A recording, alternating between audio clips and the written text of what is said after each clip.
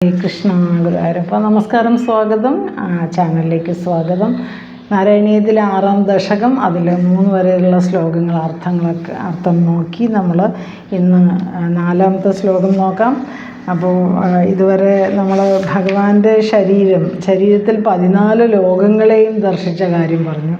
അപ്പോൾ ആ ഒരു ശരീരത്തിലെ ഓരോ അംഗങ്ങളും പ്രത്യേകമായിട്ട് എന്തൊക്കെയാണ് ഭഗവാന്റെ കൺപീലികൾ രാത്രിയും പകലുമാണ്, അങ്ങനെയൊക്കെയുള്ള വർണ്ണനകളാണ്. അതുപോലെ കേശഭാരം അത് മേഘങ്ങളാണ് എന്നൊക്കെ പറയുന്ന ഒരു ശ്ലോകം ആണ് നമ്മളിന്ന് നോക്കുന്നത്. അപ്പം 6-ാം ദശകം നാരായണീയം 6-ാം ദശകത്തിലെ ശ്ലോകം 4 നമുക്ക് നോക്കാം. അപ്പോൾ നാരായണാഖില ഗുരു ഭഗവൻ നമസ്തേ, നാരായണാഖില ഗുരു ഭഗവൻ നമസ്തേ. മേൽപ്പത്തൂർ എന്ന മഹാഗുരുവിനെ പ്രണമിക്കുന്നു. എല്ലാ ഗുരുക്കന്മാർക്കും നമസ്കാരം. വന്ദേ ഗുരു പരമ്പര. ശ്ലോകം 4 നാരായണീയം ദശകം 6 ശ്ലോകം 4. ത്വദ്ബ്രഹ്മരന്ധ്രപദമീശ്വര വിശ്വഗന്ധ ചന്ദാംസി കേശവഘനാസ്തവ കേശപാശാഃ ഉല്ലാസിജില്ലിയുഗളം ദ്രുഹിണസ്യ ഗേഹം പക്ഷ്മാണി രാത്രി ദിവസോ സവിതാ ച നേത്രേ. ഒന്നും കൂടെ വായിക്കാം. നാരായണീയം ദശകം 6 ശ്ലോകം 4 ഇപ്പോൾ വായിച്ചത്. ഒന്നും കൂടെ വായിക്കാം. ത്വദ്ബ്രഹ്മരന്ധ്രപദമീശ്വര വിശ്വഗന്ധ ചന്ദാംസി കേശവഘനാസ്തവ കേശപാശാഃ ഉല്ലാസിജില്ലിയുഗളം ദ്രുഹിണസ്യ ഗേഹം പക്ഷ്മാണി രാത്രി ദിവസോ സവിതാ ച നേത്രേ. അപ്പോൾ ഭഗവാന്റെ ശരീരത്തിൽ 14 ലോകങ്ങളും ഈ പ്രപഞ്ചത്തിൽ തന്നെ ദർശിക്കാൻ കഴിയുന്ന കാര്യങ്ങൾ ഭാഗവതത്തിൽ വളരെ കൃത്യമായിട്ട് വളരെ വിശദമായിട്ട് പറയുമ്പോൾ അതിൻ്റെ ഒരു സംഗ്രഹമാണല്ലോ നാരായണീയം. അപ്പം അതിൽ മേൽപ്പത്തൂർ എന്ന മഹാപണ്ഡിതനായിട്ടുള്ള മഹാഗുരു നമുക്ക് വളരെ സംക്ഷിപ്തമായിട്ട് തന്നെ ഈ കാര്യങ്ങൾ ചുരുക്കം ഒരു ദശകത്തിലും 2 ദശകത്തിലൊക്കെ ആയിട്ട് ഈ കാര്യങ്ങൾ വളരെ വളരെ അതിൻ്റെ ആ ഭംഗിയും അതിൻ്റെ ആ ഒരു ഗാംഭീര്യവും ഒട്ടും ചോർന്നു പോകാതെ തന്നെ നമുക്ക് നൽകിയിട്ടുള്ള മേൽപ്പത്തൂർ എന്ന മഹാഗുരുവിനെ നമുക്ക് പ്രണമിക്കാം. അതുപോലെ തന്നെ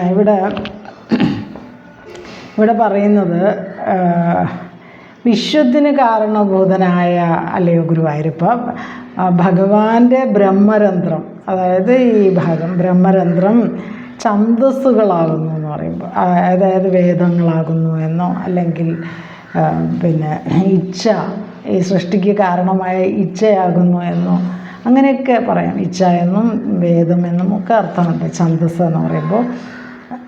അതുപോലെ വൃത്തത്തിന് ആധാരമായ പദവിന്യാസം എന്നും ഛന്ദസ്സിന് അർത്ഥമുണ്ട്. വൃത്തം ഓരോ കവിതയിലൊക്കെ നമ്മൾ ഓരോ അതിൽ വൃത്തമുണ്ടല്ലോ, വൃത്തവും അലങ്കാരവും, അങ്ങനെ വൃത്തത്തിന് ആധാരമായ പദവിന്യാസത്തെയാണ് ഛന്ദസ് എന്ന് പറയുന്നത്. അപ്പോൾ അങ്ങനെ 3 അർത്ഥങ്ങൾ നമുക്ക് പറയാം. 3 രീതിയിലും നമുക്കിതിനുള്ള വ്യാഖ്യാനം ലഭ്യമാണ്. അപ്പോൾ അങ്ങനെയാണെങ്കിൽ ഭഗവാന്റെ ഈ കേശപാശം ഉണ്ടല്ലോ, ഇടതൂർന്ന ചുരുണ്ട മുടി ഭഗവാന്റെ, അത് മേഘക്കൂട്ടങ്ങളാണെന്ന് പറയുന്നു. അതുപോലെ തന്നെ 2 പുരികങ്ങൾ, ആ 2 പുരികങ്ങൾക്കിടയിലുള്ള ഭാഗവും ഒക്കെ ബ്രഹ്മാവിൻ്റെ ഗേഹമാണ്, അല്ലെങ്കിൽ ഭവനമാണ്. ബ്രഹ്മാവിൻ്റെ ഗേഹം എന്ന് പറയുമ്പോൾ ഭവനം, വീട്, ബ്രഹ്മാവിൻ്റെ വീടാണ് എന്ന് പറയുന്നു. അതുപോലെ കൺപീലികൾ, ഭഗവാന്റെ കൺപീലികൾ രാത്രിയും പകലുമാണ് എന്നും കണ്ണുകൾ സവിതാവാണെന്ന് പറയും.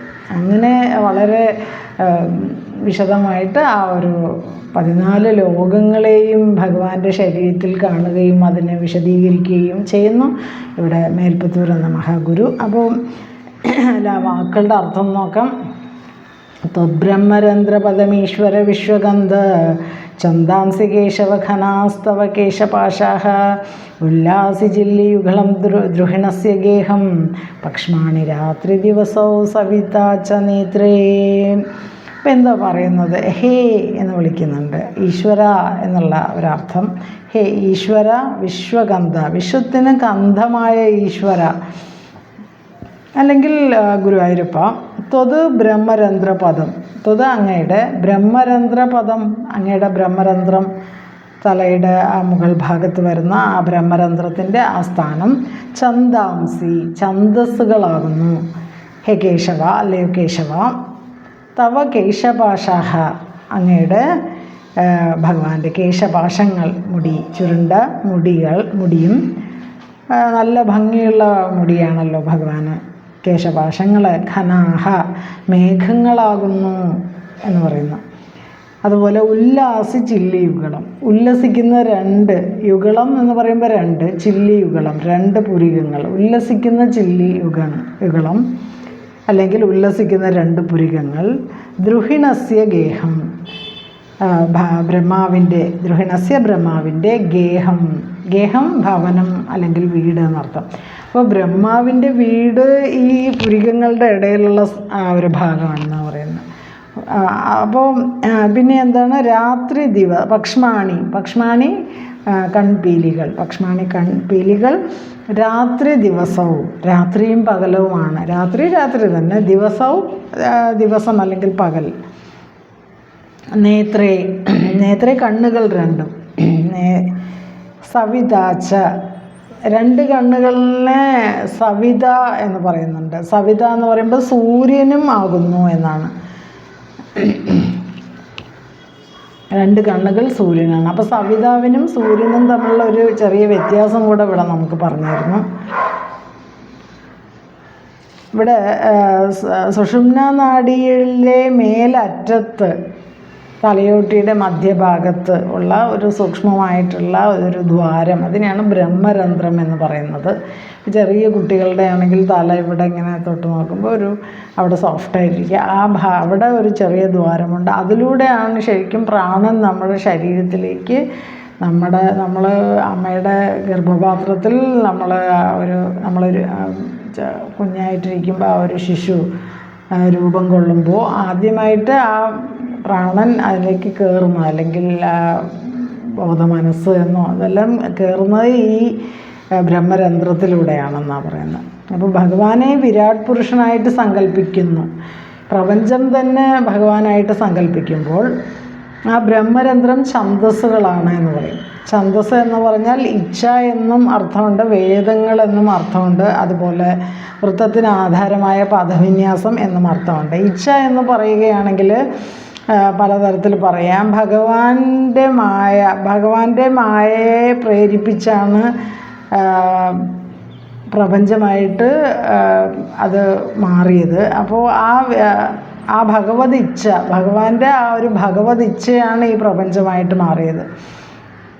അതാണ് വിരാട് പുരുഷൻ്റെ ബ്രഹ്മരന്ധ്രം എന്ന് പറയുന്നു അതിനർത്ഥം. അപ്പോൾ ഇച്ഛ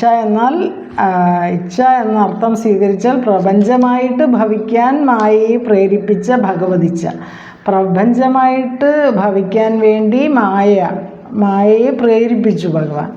ആ ഒരു ഇച്ഛ, ഭഗവാന്റെ ഇച്ഛയാൽ അല്ലെങ്കിൽ നോട്ടത്താൽ, ഈക്ഷണത്താൽ പ്രപഞ്ചം ഉണ്ടായി എന്നൊക്കെ നമ്മൾ പറഞ്ഞിട്ടുണ്ടല്ലോ. മായ ക്ഷോഭിച്ച് പ്രപഞ്ചമുണ്ടായിരുന്നു. അപ്പോൾ അതിന് പ്രേരിപ്പിച്ചതാണ് ആ ഒരു ഇച്ഛ. അതാണ് ഇവിടെ ഛന്ദസ് എന്ന് പറയുന്നത്. ഇനി സൂക്തം എന്നൊരു അർത്ഥമുണ്ട്. പിന്നെ സൂക്തം എന്ന അർത്ഥം കൊടുക്കുകയാണെങ്കിൽ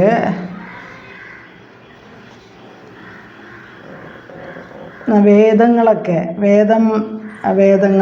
സൂക്തങ്ങളായിട്ട്, വൈദികവും വേദപരവും അല്ലാത്തതുമായിട്ടുള്ള സൂക്തങ്ങൾ ഒക്കെ ബ്രഹ്മരന്ധ്രമാണ് എന്ന അർത്ഥം, വിരാട് പുരുഷൻ്റെ ബ്രഹ്മരന്ധ്രമാണ് എന്ന അർത്ഥമുണ്ടെന്ന്.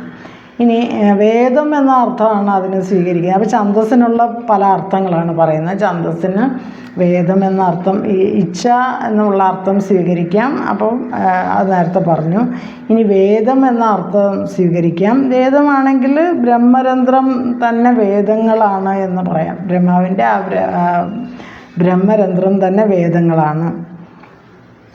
ഇനി ഈ ഒരു വൃത്തത്തിന്, അപ്പോൾ നമ്മളിപ്പോൾ ഒരു കവിതയും അല്ലെങ്കിൽ പദ്യവും ഒക്കെ നോക്കുമ്പോൾ അതിൽ വൃത്തം എന്ന് നമ്മൾ കേട്ടിട്ടുണ്ടല്ലോ. അപ്പോൾ ആ പദവിന്യാസങ്ങൾ അതിനെ കാണിക്കുന്നു. അപ്പോൾ വൃത്തത്തിന് ആധാരമായ അക്ഷരഗണങ്ങൾ, അതിൻ്റെ പദവിന്യാസം, അത് വിരാട് പുരുഷൻ്റെ ബ്രഹ്മരന്ധ്രമാണ് എന്ന് പറയുന്നു. അപ്പോൾ വേദങ്ങൾക്കും സ്തോത്രങ്ങൾക്കും അതൊക്കെ ഒരു പദ്യരൂപത്തിലാണല്ലോ. അതിൻ്റെ വൃത്തത്തിന് ആധാരമായ പദവിന്യാസം അതിന് ആധാരം ഛന്ദസ്സുകളാണ്. അത് ഭഗവാന്റെ ബ്രഹ്മരന്ധ്രമാണ് എന്ന് വ്യാഖ്യാനം. അങ്ങനെ 3-4 തരത്തിൽ പറഞ്ഞിരിക്കുന്നു. അത് നമുക്ക് ഏതാണോ നമുക്ക് പെട്ടെന്ന് മനസ്സിലാക്കാൻ പറ്റുന്ന അത് സ്വീകരിക്കാം. ഇനി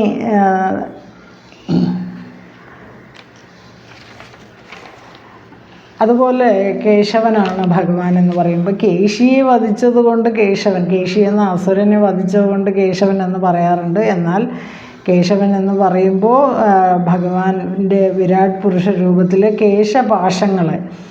കേശപാശങ്ങളെ മേഘങ്ങളായിട്ട് വിവരിച്ചിരിക്കുന്നു. അപ്പോൾ വിരാട് പുരുഷൻ്റെ കേശപാശങ്ങൾ മേഘങ്ങളാണ്, മേഘക്കൂട്ടങ്ങൾ. അല്ലെങ്കിൽ കേശവ ശബ്ദത്തിന് കേശിയെ നിഗ്രഹിച്ചവൻ എന്നും അർത്ഥമുണ്ട്. അപ്പോൾ മനോഹരമായ കേശമുള്ളവൻ, ഭഗവാന്റെ ഇടതൂർന്ന കറുത്ത ചുരുണ്ട മുടി, അത് മനോഹരമായ കേശമുള്ളവൻ എന്ന അർത്ഥത്തിൽ കേശവൻ എന്ന് പറയാം. അങ്ങനെയൊക്കെ ആണെങ്കിലും ഈ ഭഗവാന്റെ കേശപാശം ലോകത്തിന് ജീവനം നൽകുന്നു, ഉജ്ജീവനം നൽകുന്നു എന്ന് പറയുന്നുണ്ട്. അപ്പോൾ വളരെ ഒരു ആകർഷണ ശക്തി, ഈ ഭഗവാന്റെ കേശവും ഒരു ആകർഷണ ശക്തി മറ്റുള്ളവരിൽ ഉണ്ടാക്കുന്നുണ്ട്. അങ്ങനെ ഭഗവാൻ സർവ്വതാ ആകർഷണമുള്ള ആ ഒരു മൂർത്തിയായിട്ടും ജീവികളിൽ സഹജവാസനയായിട്ടും മനുഷ്യരിൽ സ്നേഹമായിട്ടും ഭഗവാൻ വർത്തിക്കുന്നു. അപ്പോൾ ഭഗവാന്റെ ഓരോ ഭാഗങ്ങളെയും കുറിച്ച് പറയുന്നു. അതുപോലെ തന്നെ പ്രപഞ്ചത്തിലെ 14 ലോകങ്ങളോട് ഉപമിക്കുന്നു. അതുപോലെ ഭഗവാന്റെ ചില്ലിയുഗളം ഉല്ലാസിയാണ് എന്ന് പറയുന്നു. അല്പമായിട്ട് ചലിക്കുന്നതാണ്. അത് ബ്രഹ്മാവിൻ്റെ ഗൃഹമാണെന്ന്. അപ്പോൾ 2 പുരികത്തിനിടയിലുള്ള ആ ഭാഗമാണ് അത് ചലിക്കുന്ന ആ ഭാഗത്ത് ഭഗവാന്റെ ബ്രഹ്മാവിൻ്റെ സൃഷ്ടികർത്താവിൻ്റെ ഗൃഹമാണ് ഭഗവാന്റെ ചില്ലിയുഗളം. അത് ഉല്ലാസിയാണ്, അതുപോലെ ചലിക്കുന്നതാണ്, പ്രകാശിക്കുന്നതാണ്, ബ്രഹ്മാവിൻ്റെ ഗൃഹമാണ്, ഗേഹമാണ് എന്ന് പറയുന്നു. ആ ഗൃഹത്തിലിരുന്നാണത്രേ ബ്രഹ്മാവ് തൻ്റെ സൃഷ്ടി നടത്തുന്നത്. അപ്പോൾ സൃഷ്ടികർമ്മം ബ്രഹ്മാവിൻ്റെ ഒരു വ്യാപാരം തന്നെയാണ് എന്നും പറയുന്നു. പ്രധാനപ്പെട്ട ജോലി ബ്രഹ്മാവിന് സൃഷ്ടികർമ്മമാണല്ലോ. അത് ആ ഗൃഹത്തിലിരുന്നാണ് നിർവഹിക്കുന്നത്. അത് ഭഗവാന്റെ ചില്ലിയുഗളം ആണ് എന്ന് പറയുന്നു. ഇനി ഭഗവാന്റെ കൺപീലികൾ നോക്കുകയാണെങ്കിൽ കൺപീലികൾ രാത്രിയും പകലുമാണ്. കൺപീലികൾ അടയ്ക്കുകയും തുറക്കുകയും ചെയ്യുമ്പോൾ രാത്രിയും പകലും ഉണ്ടാകുന്നു. 2 കൺപീലികൾ അടയ്ക്കുകയും തുറക്കുകയും ചെയ്യുമ്പോൾ രാത്രിയും പകലും, അടയ്ക്കുമ്പോൾ രാത്രി, തുറക്കുമ്പോൾ പകൽ. അപ്പോൾ ഈ ദിവസങ്ങളുടെ കണക്കിലൂടെയാണല്ലോ മാസവും വർഷവും അതുപോലെ ദിവസങ്ങളും മാസങ്ങളും സംവത്സരങ്ങളും ഒക്കെ കണക്കാക്കുന്നത്. അപ്പോൾ ഇതെല്ലാം ഭഗവാന്റെ ആ കൺപീലികളുടെ ചലനത്തെ ആശ്രയിച്ചിരിക്കുന്നു എന്ന് പറയുന്നു. ഇനി ഭഗവാന്റെ നേത്രങ്ങൾ സവിതാവാണ്. അപ്പോൾ കൺപീലികളാണ് രാത്രിയും പകലും, അതാണല്ലോ അടയ്ക്കുകയും തുറക്കുകയും ചെയ്യണം. എന്നാൽ കണ്ണുകളാണ് സവിതാവ് എന്ന് പറയുന്നു. സവിതാവ് എന്ന് പറയുമ്പോൾ നമ്മൾ സൂര്യൻ എന്ന് പറഞ്ഞ് നമുക്കൊരു വ്യാവഹാരികമായിട്ട് നമ്മുടെ ഒരു ഭാഷയിൽ അതിനെ സൂര്യൻ എന്ന് പറയാമെങ്കിലും നമ്മൾ സൂര്യനെ പകൽ മാത്രം കാണുന്നു, രാത്രി കാണുന്നില്ല. അപ്പം ഉദയത്തിന് മുമ്പ്, എന്നാൽ സൂര്യൻ എപ്പോഴും ഉണ്ടല്ലോ. അപ്പോൾ ഉദിച്ച് കഴിഞ്ഞാലും അസ്തമിച്ച് കഴിഞ്ഞാലും സൂര്യൻ അവിടെയുണ്ട്. അപ്പോൾ ഉദയത്തിന് മുമ്പ് ഉള്ള ആ ഒരു അതിനെ സവിതാവ് എന്ന് പറയും. ഉദയത്തിന് മുമ്പ് സൂര്യനെ സവിതാവ് എന്ന് പറയും. അപ്പോൾ ഉദിച്ച് കഴിയുമ്പോഴാണ് നമ്മൾ അതിന് ശരിക്കും സൂര്യൻ എന്ന് പറയുന്നത്. അപ്പോൾ ജഗത്തിനെ ഉദ്ദീപിപ്പിക്കുന്നു, ഉണർത്തുന്നു. അതുപോലെ അങ്ങനെയുള്ള ഒരു ചൈതന്യമാണ് സവിതാവ്. അപ്പം സവിതാവ് എന്നുമുണ്ട്. അതുകൊണ്ടാണ് സവിതുർവരേണ്യം എന്ന ഗായത്രി മന്ത്രത്തിൽ വളരെ ശ്രേഷ്ഠനായ വരേണ്യനായ സവിതാവ്, എല്ലാത്തിനെയും പ്രകാശിപ്പിക്കുന്ന സവിതാവ് എന്നുള്ള അർത്ഥത്തിലാണ് അവിടെ ഗായത്രി മന്ത്രത്തിൽ പറയുന്നത്. അപ്പോൾ ഇവിടെ സൂര്യശബ്ദം ജഗത്തിനെ ഉദ്ദീപിപ്പിക്കുന്നു, ഉണർത്തുന്നു. അതിനെ ചൈതന്യമുള്ള ആ സവിതാവ് പ്രപഞ്ചത്തിലുള്ള എല്ലാത്തിനെയും കാണുകയും നിയന്ത്രിക്കുകയും ചെയ്യുന്ന ശക്തിയാണ്. അപ്പം നമ്മൾ പ്രത്യക്ഷത്തിൽ ഭഗവാൻ എന്ന് പറയുന്നത് നമുക്ക് സൂര്യനാണ് ശരിക്കും. അതുകൊണ്ടാണ് സൂര്യഭഗവാന് അത്രയും നമ്മളെല്ലാ കാര്യങ്ങളും സൂര്യഭഗവാനെ പ്രണമിച്ചുകൊണ്ട്, അല്ലെങ്കിൽ കിഴക്ക് വശത്തേക്ക് പിന്നെ പൊങ്കാലയിടുന്നു, കിഴക്ക് വശത്തേക്ക് നോക്കിയിട്ട് അടുക്കളയുടെ ആ ഒരു അടുപ്പൊക്കെ വയ്ക്കുന്നു. അങ്ങനെ അതുപോലെ പിന്നെ വിളക്ക് കത്തിക്കുന്നത് എല്ലാം കിഴക്കോട്ടാണ് ആ തിരിയിടുന്നതുമൊക്കെ. അപ്പോൾ ഇവിടെ ജഗത്തിനെ ഉദ്ദീപിപ്പിക്കുന്ന, ഉണർത്തുന്ന ഒരു ശക്തിയാണ് ഭഗവാൻ. അതായത് ആ ശക്തി എല്ലാം കാണുകയും കേൾക്കുകയും അറിയുകയും നിയന്ത്രിക്കുകയും ചെയ്യുന്ന ആ ശക്തിയെ സവിതാവ് എന്ന് വിളിക്കുന്നു.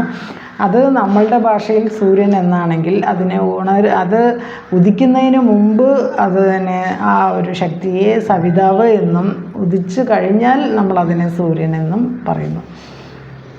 അപ്പോൾ സൂര്യൻ എപ്പോഴും അവിടെ ഉണ്ട്. ഉദിച്ച് ഇപ്പോൾ ഇരുട്ടായിരിക്കുമ്പോൾ സവിതാവായിട്ട് അവിടെ നിൽക്കുന്നുണ്ട്, എല്ലാം കാണുന്ന ശക്തിയുണ്ട്.